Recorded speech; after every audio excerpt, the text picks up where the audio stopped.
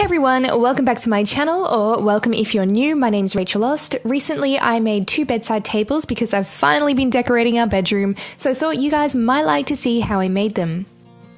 For the top and the bottom, you're going to need 2 pieces. The measurements that I used were 40 centimeters by 30 centimeters, and then you're also going to need 2 pieces for the side of the table. I left the back of it empty just so that you could see all the way through it. So for the sides, they were 30 centimeters by 15 centimeters. Feel free to get creative and use measurements that suit the room that you're putting the table in.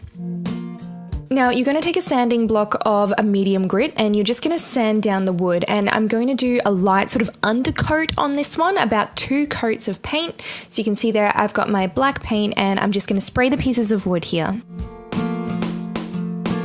And of course I'm going to Snapchat it for good measures. Feel free to find me on Snapchat if you want to see more behind the scenes of my videos. Painting them now isn't going to be the final look of the product, but it's going to make sure that there is black on the inside. Otherwise, once it's already assembled, it's going to be a bit harder to paint the interior of the table. Feel free to give this video a thumbs up if you do enjoy it. I'd really appreciate it. Now we're just going back and doing the second coat after that's dried, and I'm going to take some liquid nails, and just to secure the pieces in place, you can see I'm lining along the edge and then I'm going to place the side down. And then I'll put some more liquid nails on the top of those pieces, and then I'm going to put the top of the table on.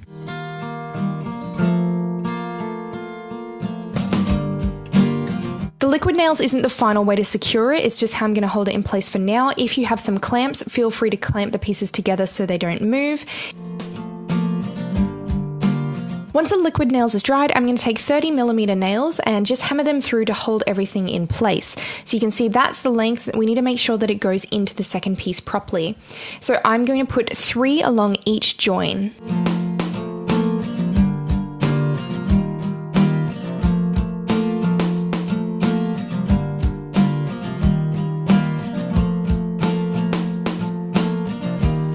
Once they're in place, I'm going to come back with a paintbrush and a thick black interior paint, and I'm just going to paint over the wood again to make sure there's no imperfections in the color.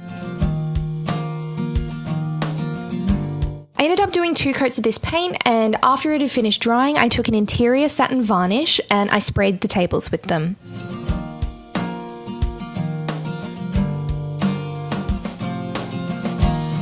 You can get legs from hardware stores, but I really wanted to get some hairpin legs.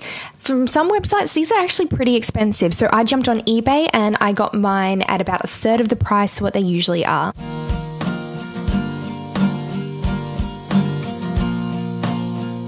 I went 3.5 centimeters away from the front, 3.5 centimeters in from each side, and 1 centimeter away from the back.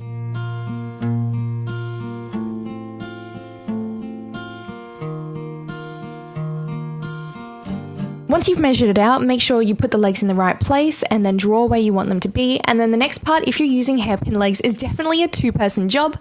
1 person to hold the legs in place and the other person just to get some short screws to screw them in. Of course, make sure you're using short screws so they don't go all the way through the wood, and then you end up with your finished product.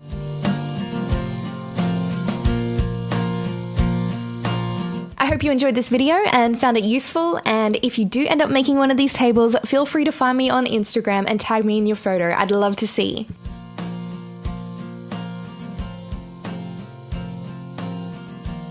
I'll catch you in my next video.